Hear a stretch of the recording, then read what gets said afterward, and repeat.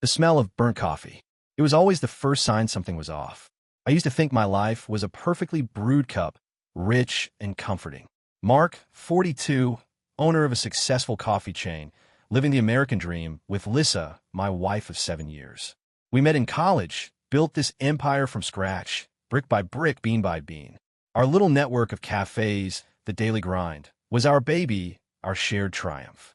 We even talked about real babies after the pandemic when things settled. Funny how life throws you a curveball when you're busy making plans. It started subtly, like a hairline crack in a ceramic mug. 4 months ago, Lissa began pulling away. Not a sudden, dramatic exit, but a slow fade, like a distant radio signal. My texts, once answered within seconds, now lingered, sometimes for hours, sometimes not at all. Our evenings, once filled with shared stories and quiet intimacy, became a series of polite evasions. Just tired, honey. Long day with the new suppliers. Her eyes, once so open and inviting, now held a guarded flicker, like a candle flame behind frosted glass. I'd catch her staring at her phone, a small, knowing smile playing on her lips, only for it to vanish the moment I walked into the room. And sometimes a faint metallic tang, like old coins or something industrial, would cling to her, a whisper that dissolved before I could fully place it. Not cologne, something else. Was it just my imagination, a byproduct of too many late nights crunching numbers and too much caffeine? Or was it something more sinister, a scent of betrayal? Meeting up with Sarah tonight, she'd say, her voice a little too bright, a little too rehearsed. Sarah, her best friend since high school, a woman I liked, but who suddenly seemed to be the busiest person on the planet. How many girls' nights could one woman have in a week? My gut, a loyal companion through years of risky business decisions, started screaming. It was a low, persistent hum, like a faulty refrigerator, growing louder with each unanswered call, each averted gaze.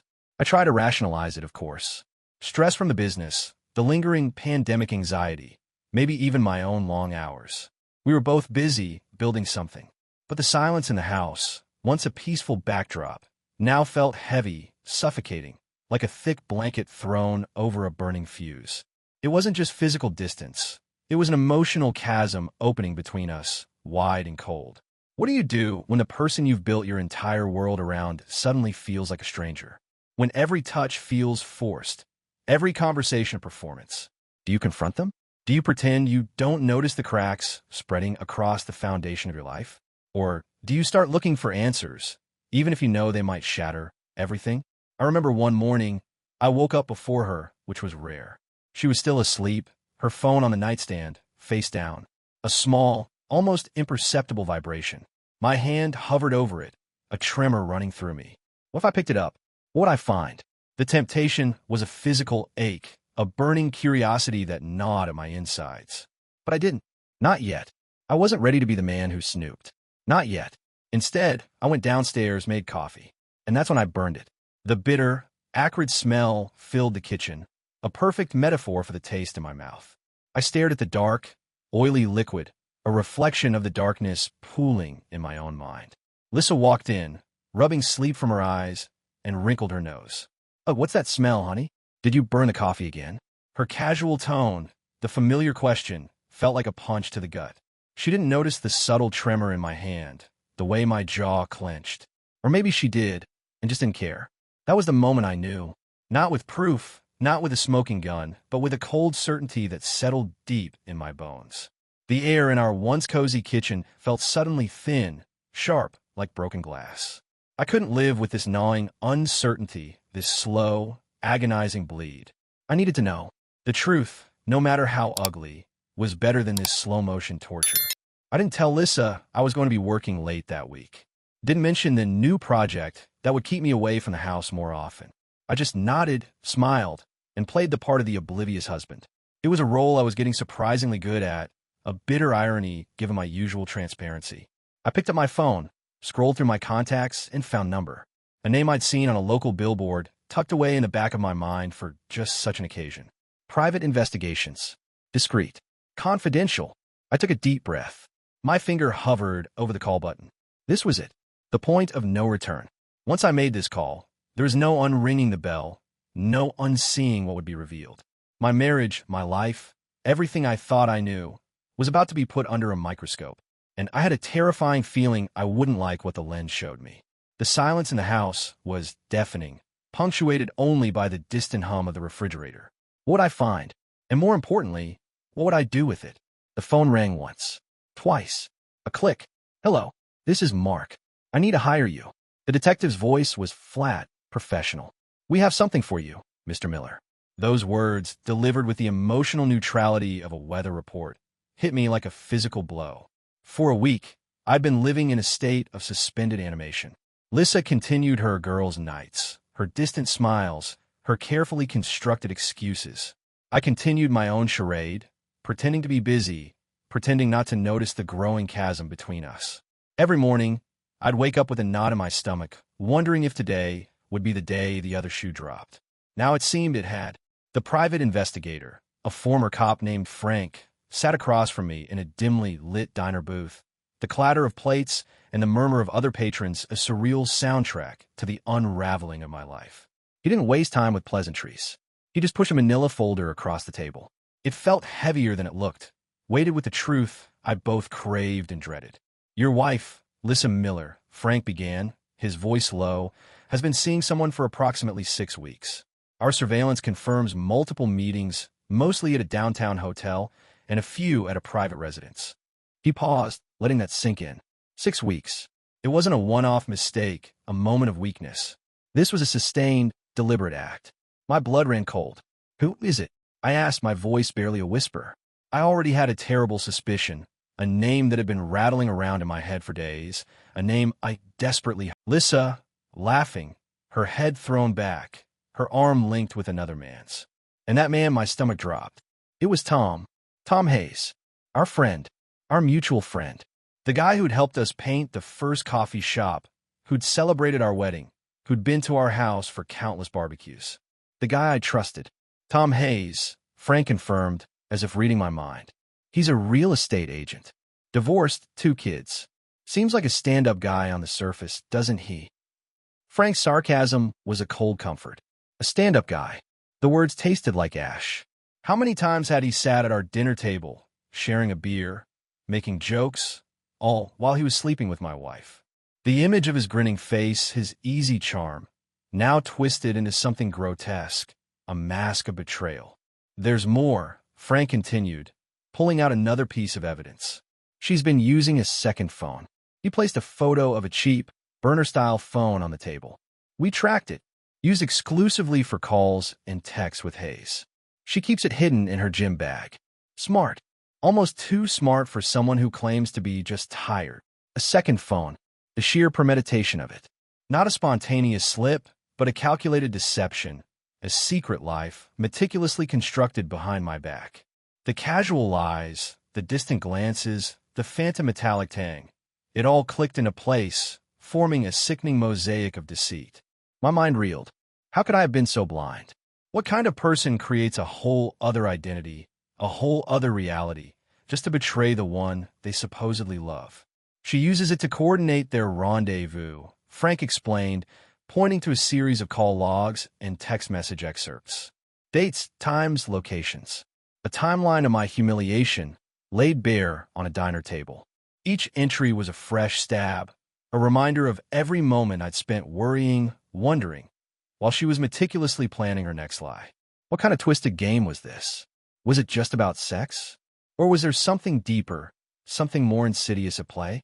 My mind raced, trying to find a logical explanation, a way to make sense of this senseless cruelty. But there was no logic in betrayal, only a gaping wound. The coffee in my cup, untouched, had grown cold. A symbolic image, I thought, of our marriage. Once warm and inviting, now left a chill forgotten. I could almost taste the bitterness of it, even without taking a sip. The clatter of dishes, the distant chatter of happy families, all faded into a dull roar. All I could hear was the ringing in my ears, the sound of my world crumbling. "What do you want to do, Mr. Miller?" Frank asked, his voice cutting through my daze. "We have enough for a clear-cut case of infidelity. You can confront her. File for divorce. We can provide more evidence if you need it. Confront her." The words hung in the air, heavy with unspoken consequences. What would I say? What would she say? Would she lie again? Would she deny it? Or would she finally for once, tell me the truth? And what would that truth even be? That our love was a lie? That our entire life together was a sham? I looked at the photos again. Lissa's smile, so genuine, so carefree, as she walked with Tom. A smile she hadn't shown me in months. The betrayal wasn't just physical. It was an emotional gut punch. She had given him the joy she had withheld from me. The realization was a fresh wave of nausea. I'll confront her, I said, my voice surprisingly steady, though my hands trembled beneath the table. Tonight, there was no going back now. The cracks had spread, the mug was shattered. All that was left was to pick up the pieces, no matter how sharp they were. I stood up, leaving the cold coffee and the damning folder on the table. The air outside the diner felt crisp, clean, a stark contrast to the suffocating stench of deceit that clung to me.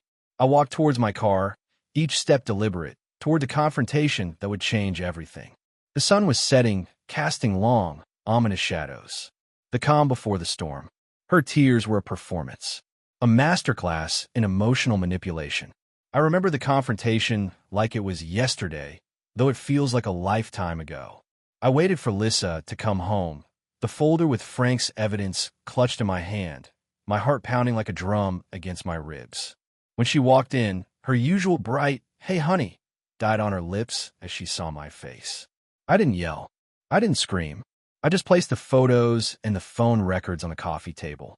The silence that followed was deafening, broken only by the frantic beat of my own pulse. Her face drained of color. The carefully constructed facade crumbled. She looked at the evidence, then at me, her eyes wide with a mixture of shock and dawning horror. "Mark," she whispered, her voice barely audible. I can explain." But there was no explanation that could justify the images of her with Tom, the call logs from the second phone. Then came the tears, a torrent of them. She collapsed onto the couch, sobbing, begging for forgiveness, for a chance to explain. "I was stupid, Mark. So selfish. He seduced me." She swore it was just a moment of weakness, a terrible mistake. She offered marriage counseling, therapy, anything to fix us. But the words felt hollow, a desperate plea from someone caught, not someone truly remorseful. The raw, acrid smell of her perfume, usually comforting, now felt suffocating, tainted by the lie. "No," I said, my voice flat, devoid of emotion. "There's nothing to fix. It's over, Lissa. I want a divorce." Her sobs intensified, turning into gasps. She pleaded, she promised, she swore on everything sacred. But the image of her laughing with Tom, the hidden phone, the months of lies, it was all burned into my mind. How do you unsee something once it's burned into your mind? The trust, once a solid bridge between us, was now a pile of splintered wood, impossible to rebuild. She moved out that night, to her parents' house. And then the deluge began. Texts, hourly, sometimes every 30 minutes. "Please, Mark, talk to me. I miss you. I made a mistake, I know, but I can change. I love you." Each message, a tiny barb, designed to chip away at my resolve, to make me doubt. I ignored them all. My resolve hardened with every unanswered ping. I wanted a divorce, and I wanted it clean, quick, and final. Then came the social media bombshell. One morning, my phone blew up. Not with Lissa's texts, but with calls and messages from concerned friends, confused family. Lissa had posted on Facebook a long, rambling confession dripping with remorse and self-flagellation. She admitted to the affair, painted herself as a lost soul who made a terrible mistake, and then, the kicker, she offered to take a polygraph test to prove her sincerity. "I know I messed up," she wrote, her words carefully crafted to elicit maximum sympathy. "But I'm willing to do anything to earn back Mark's trust. I'll even take a lie detector test. I just want to prove how truly sorry I am." The comments section exploded. A wave of support for Lissa, painting her as brave, courageous, vulnerable. People I knew, people we both knew, praising her for her honesty. And then came the subtle jabs at me. "Mark's been so busy with the business lately. Maybe she felt neglected. It takes two to tango, you know. Poor Lissa. She just needs a second chance." Even my own parents, who I thought would be squarely in my corner, called. "Son, we know betrayal hurts," my mom said, her voice laced with a strange empathy. "Your father and I, we've been through things. But sometimes, love can heal even the deepest wounds. Lissa sounds truly sorry. Maybe you should talk to her. My parents, who had been through things. A chilling realization washed over me. Had they experienced betrayal too? Was this why they were so quick to forgive, so eager for reconciliation? It felt like a secret history, a hidden layer beneath the surface of their seemingly perfect marriage, suddenly exposed. The idea that my own parents had navigated such treacherous waters and kept it hidden left me feeling even more isolated. The world, it seemed, was siding with the victim.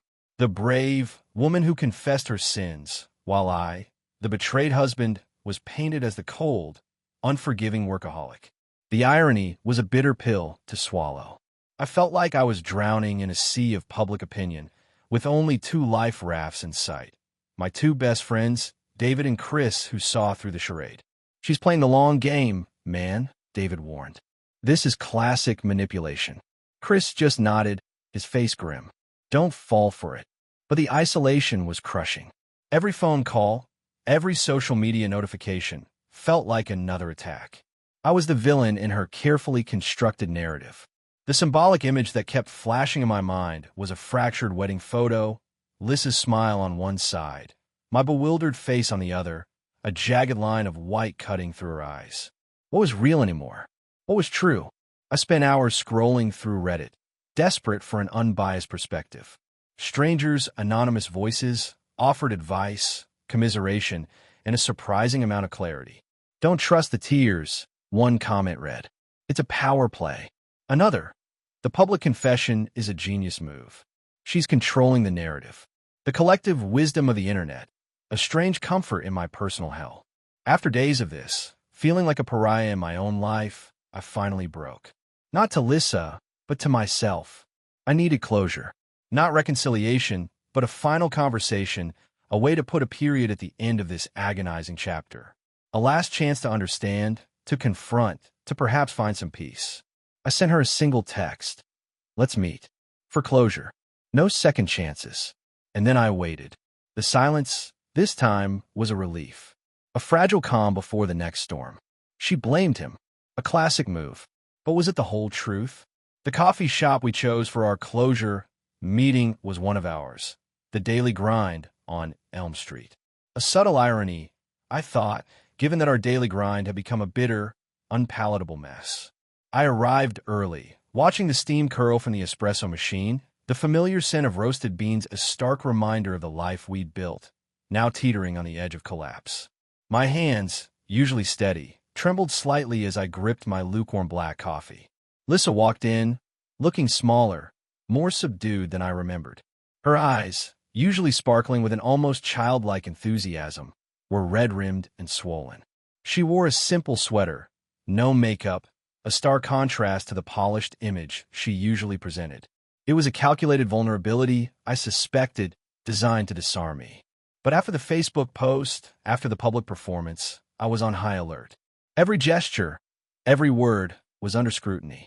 "Thank you for meeting me, Mark," she said, her voice soft, almost a whisper. She sat across from me, not in our usual booth, but at a small, isolated table by the window. A symbolic distance, perhaps, or just another part of the act. "Just tell me, Lissa." I cut to the chase, my voice flat. "Why?" She took a deep breath, tears welling up in her eyes again. "I was stupid, Mark. So incredibly stupid and selfish." She wrung her hands, a nervous habit I remembered from our early dating days. I don't know what came over me. I was feeling lost, overwhelmed with the business, with everything. She paused, as if searching for the right words, the right narrative. "And Tom," she continued, her voice dropping, a hint of bitterness creeping in. He was always there, always complimenting me, telling me how amazing I was. "You were so busy, Mark, always working." And he paid attention. The accusation hung in the air, a subtle shift to blame. My fault for being a workaholic, for building the very empire we shared. Then came the twist. He bragged about his conquests. Mark, she confessed, her voice barely audible, about how many women he'd been with, how easily he could charm them. He made it sound like a game. And I guess I wanted to prove something. To myself. To him. A chilling detail. Tom, the charming friend, revealed as a predatory braggart. It painted Lissa as less of a willing participant and more of a naive victim, seduced by a manipulative player. It was a narrative designed to evoke pity, to deflect responsibility. My mind raced. Was this true? Was Tom truly the villain she was painting him to be? Or was this another layer of her deception, a convenient scapegoat? The thought of Tom, our friend, not just betraying me with Lissa, but actively manipulating her, made my stomach clench. It was a different kind of betrayal, colder, more calculated. He promised me he wouldn't tell anyone. She whispered, her eyes meeting mine, pleading. He swore it was just a secret, a way to blow off steam. And then you found out. And he just vanished. He hasn't answered any of my calls since. The image of Tom, the smooth talker, now a coward, abandoning Lissa when things got tough. It was almost too perfect a villain, too convenient a narrative. I know I messed up, she reiterated, her voice thick with emotion. But I swear, Mark, if you just give me another chance, I will never, ever look at another man again. I'll go to therapy. I'll do anything. Just please don't leave me. Her words hung in the air, desperate, raw. The scent of stale coffee and desperation filled the small space between us. What would you do if your betrayer begged for a second chance, promising absolute fidelity, blaming the other party? Could you ever truly trust them again? Could you rebuild a foundation on such shaky ground? The symbolic image in my mind was a broken compass, spinning wildly, no longer pointing north, no longer offering direction. Our future, once so clear, was now a chaotic blur. I looked at her, truly looked at her. The woman I had loved, the woman I had built a life with, now a stranger pleading for mercy. Part of me, a small, foolish part, wanted to believe her. Wanted to go back to the way things were, to erase the last few months. But the larger part, the part that had seen the evidence, that had felt the sting of her lies, knew better. I forgive you, Lissa, I said, the words feeling heavy on my tongue. It was true. The anger, the initial rage, had subsided, replaced by a profound sadness. I forgave her for the betrayal, for the hurt. But forgiveness didn't mean forgetting. And it certainly didn't mean reconciliation. But I still want a divorce. I continued, my voice firm. I can't unsee what I've seen. I can't unknow what I know. The trust is gone, Lissa. And without that, there's nothing left for us. Her face crumpled. The tears returned, but this time, they felt different. More genuine. More desperate. The performance had ended, and the raw pain was exposed. She tried to argue, to plead, but I stood firm. It's over. I left the cafe, the scent of burnt coffee and shattered dreams clinging to my clothes. The cold air outside felt like a cleansing balm. I had said my piece. I had made my decision. The chapter was closed. Or so I thought. The universe, it seemed, had other plans for my carefully constructed ending. And the next twist will be far more devastating than anything I could have imagined. The phone call. A single ring that shattered my carefully built resolve. After the closure meeting, I felt a strange sense of peace. Not happiness, certainly not joy, but a quiet, grim satisfaction. I had stood my ground.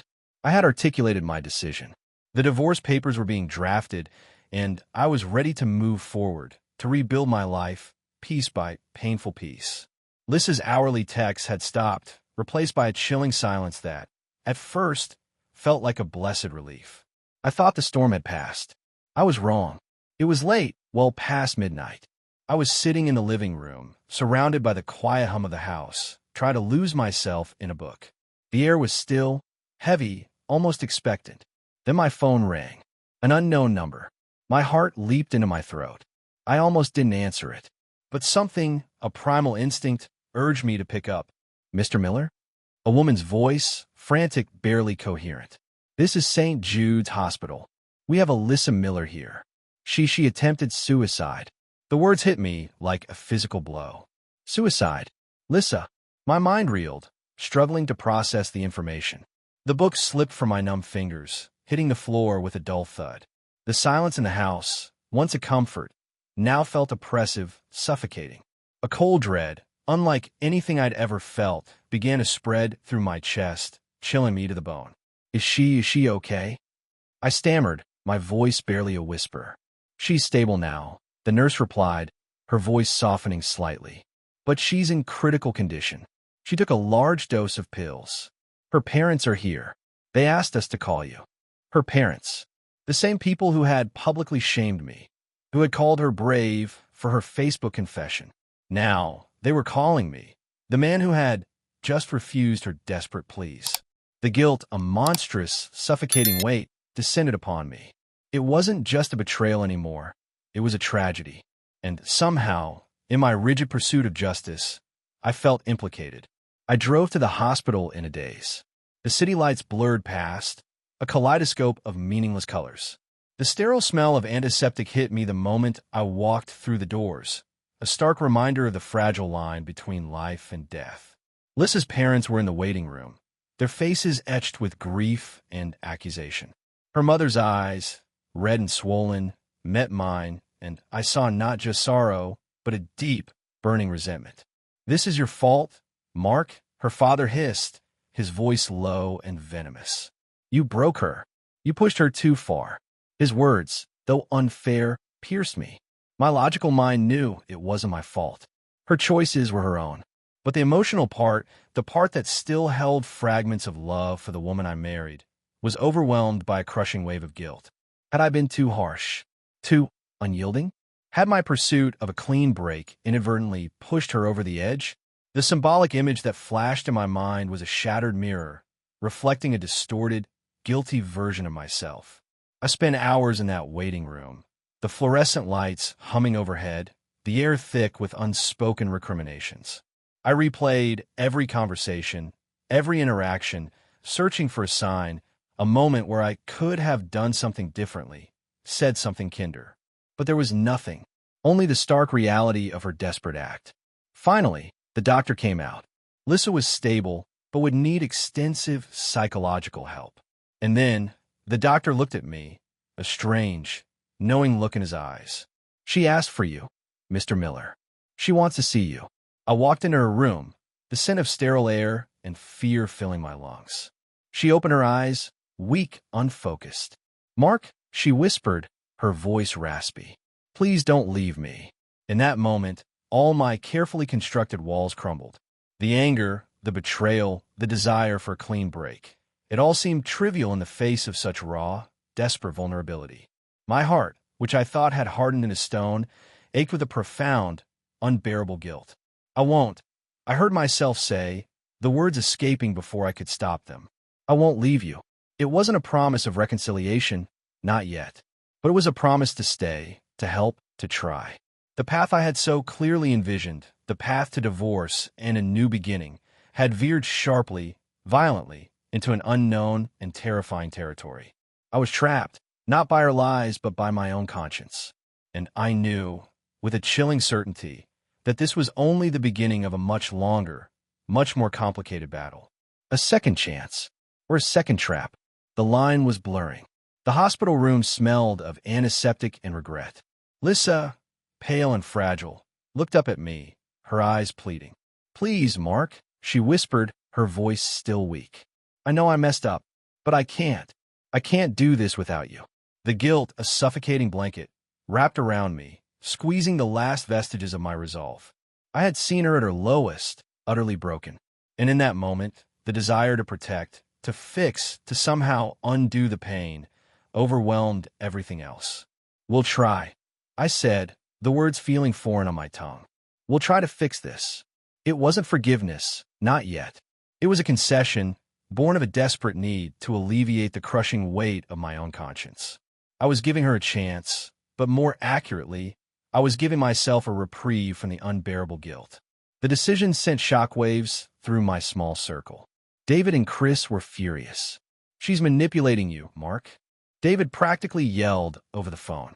"This is a classic move. Don't fall for it." Chris, quieter but no less concerned, just shook his head. "You're walking back into the lion's den, man." Even the anonymous voices on Reddit, my strange online confidants, warned against it. Suicide attempts can be a powerful tool of manipulation, one comment read. "Be careful." But I was beyond logic. I was operating on raw emotion, on the terrifying image of Lissa in that hospital bed. Her parents, however, were ecstatic. See, Mark? Her mother beamed, her previous accusations conveniently forgotten. Love always wins. They rallied around Lissa, praising her bravery for seeking help, for fighting for her marriage. The narrative had shifted again, and I was once more cast as the reluctant hero, the one who had finally seen the light. Lissa, once out of the hospital, was a changed woman. Or so it seemed. She was attentive, remorseful, almost painfully eager to please. She talked endlessly about therapy, about rebuilding trust, about how much she regretted her stupid, selfish mistake. The second phone, she claimed, had been destroyed. Tom, she swore, was out of her life forever. He was a bad influence. Mark, she'd say, her voice filled with a conviction that was almost believable. He brought out the worst in me. The idea of starting fresh, a clean slate, began to take root in my mind. But not here. Not in this city, where every street corner held a memory, every coffee shop a ghost of our past. Not with Tom lurking somewhere in the shadows, a constant reminder of the betrayal. And not with the judging eyes of friends and family, constantly dissecting our every move. We needed to escape. Let's move, I suggested one evening, the word surprising even myself. Abroad. Somewhere entirely new.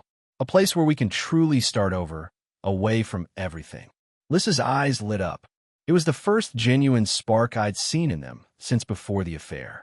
Yes, she exclaimed, a desperate hope in her voice. That's perfect. A new beginning. No more ghosts. No more judgment. The idea of a fresh start, a blank canvas, was intoxicating. A symbolic image of a blank passport, waiting to be stamped with new adventures, filled my mind. We chose Lisbon, a vibrant city, far removed from our American lives, with a booming economy and a thriving expat community. It felt like a world away, a place where our past could truly be left behind. We would continue to manage the daily grind remotely, expanding our online presence, but our physical lives would be entirely new. It was a massive undertaking, selling our house, liquidating assets, navigating international bureaucracy. But Lissa threw herself into it with a renewed energy, almost as if this grand escape was her penance, her way of proving her commitment. The logistical nightmare of moving an entire life across an ocean was a welcome distraction. It filled the silence between us, the unspoken questions that still lingered. We talked about apartments, about schools for the children we still planned to have, a terrifying leap of faith, about the best neighborhoods for cafes. We talked about everything but the affair. It was the elephant in the room, acknowledged only by its absence. Sometimes, late at night, I'd lie awake, staring at the ceiling, the soft hum of the air conditioner the only sound. The scent of Lissa's familiar shampoo on the pillow next to me, a comfort that now felt unsettling. Was this real? Was she truly remorseful, truly committed to rebuilding? Or was this an elaborate performance, a brilliant manipulation designed to reel me back in, to secure her future? The Reddit warnings echoed in my mind, a subtle, chilling whisper. What if this second chance was just a more sophisticated trap? What if the guilt I felt was precisely what she had intended to evoke? The thought was terrifying, a cold knot in my stomach. But I had made a promise. I had agreed to try. And a part of me, the hopeful part, still clung to the idea that love, even a love shattered into 1,000 pieces, could somehow be put back together. As the moving boxes piled up around us, as our old life slowly packed itself away, I couldn't shake the feeling that I was walking into the unknown, not just a new country, but a new version of our marriage. A version built on forgiveness, yes, but also on a fragile foundation of suspicion and unspoken fears. The plane tickets were booked. Our great escape was about to begin. But was it an escape from our problems, or simply a journey into a deeper, more insidious labyrinth of deceit? Only time, and the unforgiving landscape of our new life, would tell. Lisbon, a fresh start, or just a gilded cage built for two. Lisbon was everything we hoped for, and nothing at all. The sunlight, a warm caress on ancient cobblestones, the scent of salt and pastries from the Tagus River.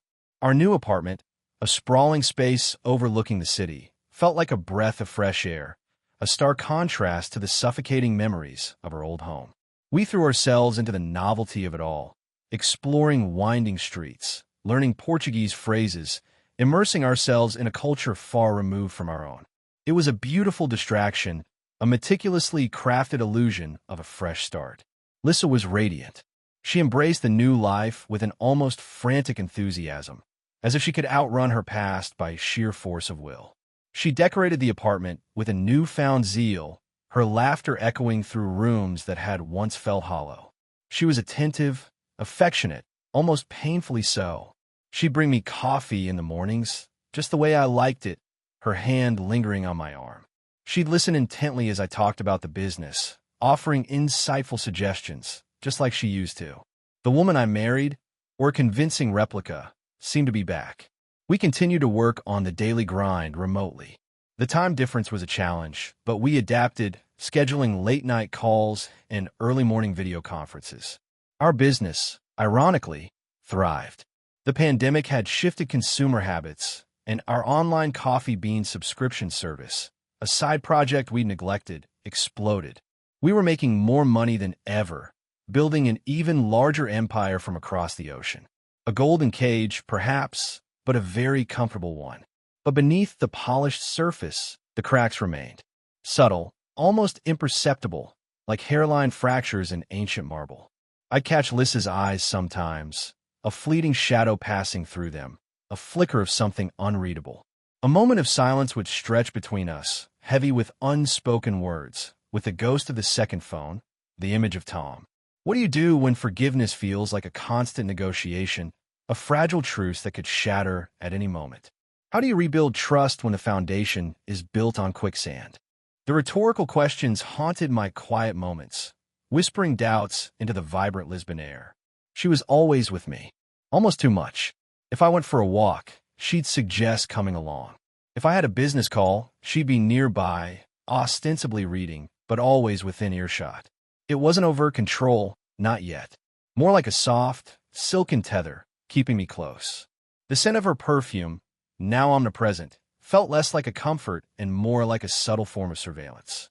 One evening, we were at a quaint fado house, the mournful melodies filling the air, a poignant soundtrack to our complicated reconciliation. Lissa reached for my hand across the table, her fingers intertwining with mine. "I'm so happy here, Mark," she whispered, her eyes shining. "Thank you for giving us this second chance." Her grip was tight, almost possessive. I smiled, a practiced, polite smile that didn't quite reach my eyes. The warmth of her hand felt alien, a phantom limb. The symbolic image that kept coming to mind was a beautifully wrapped gift box, but inside, I suspected, was nothing but empty space, or worse, a ticking clock. I tried to bring up the past, gently, tentatively. "Lissa, about what happened, have you thought about what led you to that point?" Her face would cloud over. "It was a mistake, Mark. I was weak. I've told you everything. Can't we just move forward?" The door to true introspection, to genuine accountability, remained firmly shut. It was a carefully constructed narrative. She was the victim of Tom's seduction. I was the one who had pushed her to desperation. And now, we were both heroes of our own redemption story. The Reddit comments, once a lifeline, now felt like a distant, nagging echo. "Be wary of the fresh start abroad," one post had warned. "It can isolate you further, make you more dependent." Another, "If they can't face the truth at home, they won't face it abroad." I dismissed them, or tried to. I was here, committed. I had to make this work. For her. For me. For the future we were trying to salvage. But the seed of doubt, once planted, was difficult to uproot. The way she avoided certain topics, the way her eyes would dart away when I asked a direct question about Tom, the way she clung to me, almost desperately. It felt less like love and more like possession. A subtle, psychological pressure that I couldn't quite put my finger on. One day, I was looking for a misplaced document and stumbled upon an old photo album. Our wedding. Lissa, radiant in white, her eyes sparkling with genuine joy. And in the background, a grinning Tom, raising a toast. My stomach clenched. I quickly closed the album, the image burning into my mind. He was still there, a ghost in our new life, a constant reminder of the betrayal. The sun set over Lisbon, painting the sky in hues of orange and purple. A beautiful, deceptive sunset. Lissa was humming in the kitchen, preparing dinner, a picture of domestic bliss. But I couldn't shake the feeling that I was living inside a painting, a masterpiece of illusion. The air, once so fresh, now felt thin, almost suffocating. We were here, together, but were we truly free? Or had I simply traded one cage for another? A golden one, perhaps, but a cage nonetheless? And how long until the bars began to chafe? The perfect picture. But even perfect pictures can hide a sinister truth. Life in Lisbon settled into a comfortable rhythm. Too comfortable, perhaps. Lissa was the picture of a devoted wife, her every action seemingly geared towards proving her renewed commitment. She'd leave little notes for me, cook my favorite meals, even suggest romantic weekend getaways.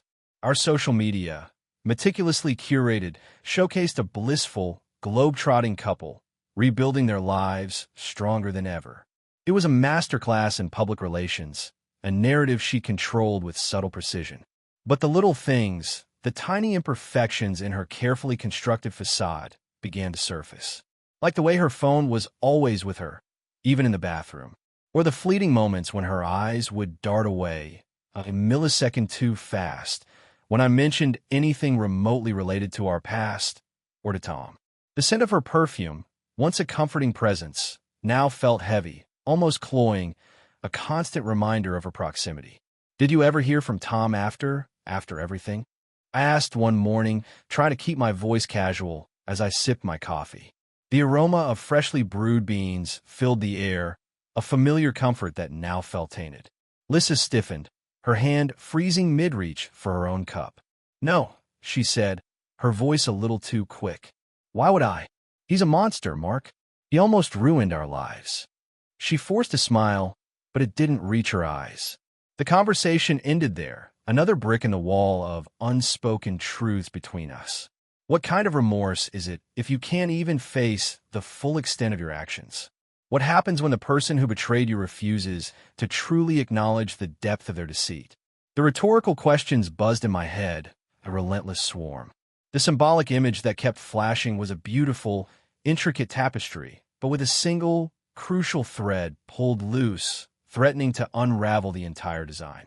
I started noticing other things. Her spending habits, once meticulously planned, became more impulsive. New designer bags, expensive jewelry, always justified as treats for surviving our ordeal. Our joint accounts, managed by her, seemed to fluctuate more wildly than usual. Nothing overtly suspicious, but enough to prick at the back of my mind, a tiny needle of doubt. One afternoon, while she was out exploring the city, I found myself drawn to her laptop. It was open, minimized to a blank screen. My finger hovered over the trackpad. I knew it was wrong. I knew it was a violation of the fragile trust we were supposedly rebuilding. But the gnawing suspicion, the feeling that something was still being hidden, was too strong to ignore. I clicked. Her email was open. And there it was. An unread email from an unfamiliar address. The subject line, "Update on the Hayes situation." My blood ran cold. Hayes. Tom Hayes. My heart hammered against my ribs. I opened the email. It was short, cryptic. Everything handled. He's gone quiet. No loose ends. Your money is secure. My money? What money? And what Hayes situation needed to be handled? The words swam before my eyes, a dizzying revelation. This wasn't just about an affair. This was something bigger, something financial. A deeper, darker secret. My mind raced. Had Lissa been involved in something more than just a romantic liaison with Tom? Had he, the monster who seduced her, been involved in something illicit, and had she been a part of it? And what did "your money is secure" mean? Was she hiding assets? Was this why she clung to me? Why she needed this second chance, not out of love, but out of a desperate need to protect herself and perhaps her ill-gotten gains? The scent of the sea, usually invigorating, now felt heavy, suffocating. The sunlight streaming through the window, once so welcoming, now seemed to expose every shadow, every hidden corner of our life. The perfect facade of our Lisbon life shattered, revealing the chilling truth beneath. I closed the laptop, my hands shaking. The email was a bombshell, a major twist that changed everything. The affair, the public confession, the suicide attempt, was it all part of an elaborate scheme to distract me, to keep me from looking too closely at something far more sinister? Was Lissa not just a victim of circumstance, but a willing participant in a deeper deception? I looked around our beautiful apartment, the expensive furniture, the stunning view. It felt less like a home and more like a stage, meticulously set for a performance I hadn't fully understood. And I, the betrayed husband, was just a pawn in her elaborate game. The sound of Lissa's key in the lock jolted me. She walked in, her face bright, a shopping bag in her hand. "Honey, I found a most amazing antique lamp for the study," she chirped, oblivious to the storm raging inside me. Her smile, once so reassuring, now felt like a mask, hiding a multitude of sins. "That's great, Lissa," I said, my voice steady, betraying none of the turmoil within. I forced a smile, a mirror of her own deception. The game, it seemed, was far from over. In fact, it had just begun. And this time, I wouldn't be playing by her rules. The hunt for the truth, the real truth, had officially commenced. And I had a terrifying feeling it would lead me down a path far darker than I could have ever imagined. The truth was a poison, and I was about to drink it all. The update on the Hayes situation, email burned in my mind. I couldn't confront Lissa directly, not yet. I needed more. More proof, more understanding of what my money and no loose ends truly meant. The perfect wife facade she presented was cracking, and I was determined to pry it open, no matter how ugly the truth lurking beneath. The scent of her expensive perfume, usually a sign of her presence, now felt like a suffocating shroud, a constant reminder of the secrets she kept. I started digging, covertly, meticulously. While Lissa was out, I accessed her laptop again, this time with a purpose. I found encrypted files, hidden folders, a labyrinth of digital deception. It took me days, working late into the night, fueled by cold coffee and a burning need for answers. My hands, once trembling with uncertainty, now moved with a cold, precise determination. What I found was worse than I could have imagined. Lissa wasn't just a victim of Tom's seduction. She was his partner, not just in the affair, but in a sophisticated financial scheme. They had been siphoning money from our coffee chain, the daily grind, for months, funneling it into offshore accounts. Small amounts at first, then larger sums, disguised as supplier payments, marketing expenses, even phantom employee salaries. The Hayes situation wasn't just about Tom disappearing. It was about him getting caught, or almost caught, and Lissa ensuring their illicit funds were secured. The second phone wasn't just for their affair. It was their primary communication channel for the fraud. The girls' nights were often meetings with shady contacts, setting up shell companies, laundering money. The bragging Tom did about his conquests? It was a cover, a convenient narrative for Lissa to use if she ever got caught, painting him as the manipulative villain and herself as the naive victim. The suicide attempt, the ultimate manipulation. A desperate act to avoid accountability, to trap me in a web of guilt and force my reconciliation, all while she continued her illicit activities. My mind reeled. The woman I married, the mother of my planned children, was not just an adulterer, but a criminal. A calculating, cold-blooded manipulator who had used my love, my trust, and even her own life as pawns in a twisted game of deceit. The symbol that kept flashing in my mind was a broken marionette, its strings cut, its performance over. Her carefully crafted act had finally reached its bitter end.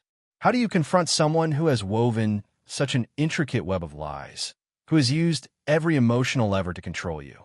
How do you even begin to untangle a betrayal so profound, so meticulously planned? The rhetorical questions echoed in the quiet apartment, each one a fresh stab of pain. I remembered the phone call from her parents, their accusations that I had broken her. The bitter irony of it all. They were just as blind as I had been, caught in her carefully constructed narrative. And Tom? He was likely a victim too, or at least a pawn in her larger game. He was the one who got caught, who became the scapegoat, while she secured the spoils. The realization was a physical ache, a deep, burning wound in my chest. Every shared laugh, every intimate moment, every dream we had planned together, it was all tainted, poisoned by her deceit. The very foundation of our life, the successful coffee chain, was built on fraud. I continued to act normal, to play the role of the loving, forgiving husband. But inside, I was a storm of rage and disbelief. I watched her, observing her every move, every subtle shift in her expression. The way she'd smile, so genuinely, while discussing our future, knowing she was living a double life. The casual way she'd talk about our finances, knowing she had been systematically stealing from us. The sheer audacity of it was breathtaking. I started gathering my own evidence. Copies of the emails, the hidden financial transfers, the hidden accounts. I contacted Frank, the private investigator, again. I need you to look into something else, I told him, my voice calm, controlled. Something deeper. Something financial. He agreed, his voice betraying no surprise. I had a feeling there was more to it, Mr. Miller. The air in the apartment, once filled with the comforting scent of our new life, now felt heavy with the stench of betrayal and impending confrontation. Lissa was humming in the kitchen, preparing dinner, oblivious to the fact that her carefully constructed world was about to come crashing down. She thought she had won. She thought she had manipulated her way back into my life, securing her future, her freedom. She was about to learn how wrong she was. The game was over. And this time, there would be no second chances, no desperate pleas, no public confessions. Only the cold, hard truth. And I was ready to deliver it. The silence in the apartment was deafening, a prelude to the storm. The silence was deafening. The truth, finally, had nowhere left to hide. The confrontation didn't happen in a dramatic, movie-like fashion. There were no raised voices, no thrown objects. Just a quiet, chilling unraveling. I waited until Lissa was relaxed, after a pleasant dinner, after she had just finished talking about plans for our coffee chain's expansion. The scent of her favorite jasmine candle filled the air, a cruel irony given the stench of deceit that permeated our lives. Lissa, I began, my voice calm, almost conversational. We need to talk. About the Hayes situation. Her smile faltered. Her eyes, usually so expressive, flickered with a sudden, primal fear. She knew. She knew I knew. There was no denying it, no spinning a new narrative. I laid out the evidence. The emails, the hidden financial transfers, the burner phone records, the details of the siphoned funds. Frank had provided the final, damning pieces of the puzzle. It was all there, meticulously documented, undeniable. Her face drained of all color. The carefully constructed facade of the remorseful, fragile wife crumbled, revealing the cold, calculating manipulator beneath. There were no tears this time, no desperate pleas. Just a chilling silence, broken only by the frantic beat of my own heart. How long? She finally whispered, her voice barely audible. How long have you known? Long enough, I replied, my voice devoid of emotion. Long enough to know that the affair was just a distraction. A cover for something much bigger. You weren't just cheating on me, Lissa. You were stealing from me. From us. From everything we built. She tried to deny it, weakly at first, then with a desperate, almost pathetic attempt at defiance. Tom put me up to it. He manipulated me.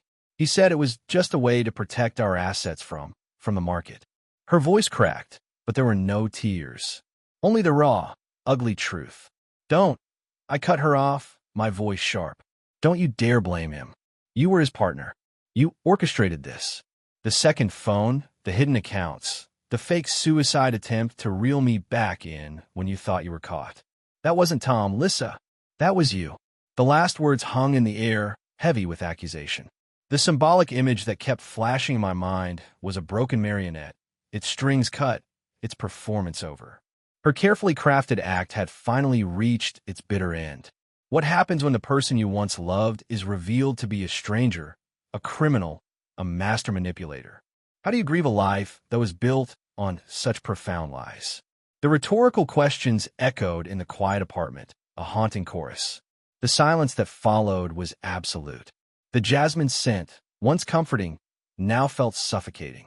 Lissa just stared at me, her eyes empty, devoid of emotion, like a doll's. The game was truly over. I want a divorce, I said, my voice firm, unwavering.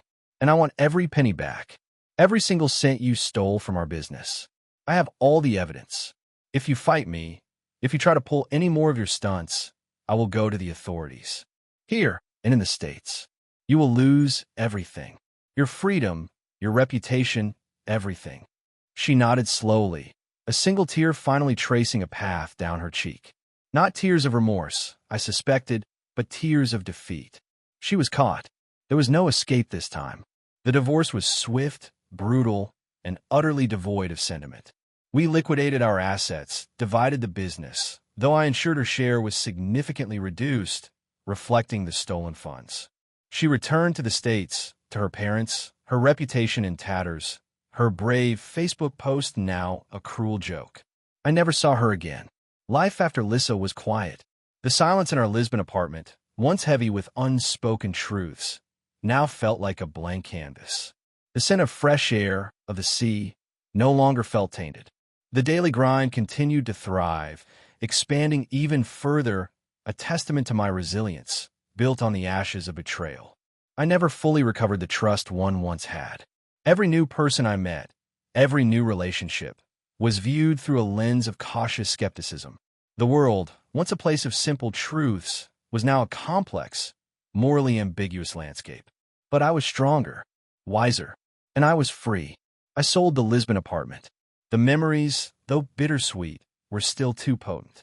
I moved to a smaller, cozier place, filled with my own things, untouched by her presence. I reconnected with David and Chris, their unwavering loyalty a balm to my wounded soul. We talked, we laughed, we rebuilt. Sometimes, I'd see photos of Lissa on social media, carefully curated glimpses of a new life, a new narrative. She had remarried, to a man who seemed oblivious to her past. I felt no anger, no resentment, just a profound sense of detachment. She was a ghost from a life I no longer inhabited. The bittersweet ending. I had won. I had exposed the truth, reclaimed what was mine, and escaped the golden cage. But the cost was immense. The innocence, the unwavering belief in love and trust was gone forever. I was a different man, forged in the fires of betrayal, hardened by deceit. But in that hardening, there was also clarity. I learned to trust my instincts, to see beyond the surface, to recognize the subtle signs of manipulation. I learned that some wounds never truly heal, but they can scar over, leaving behind a strength you never knew you possessed. I was alone, yes, but I was also free. Free from lies, free from deceit, free to finally, truly begin again. And that, I realized, was a victory worth fighting for.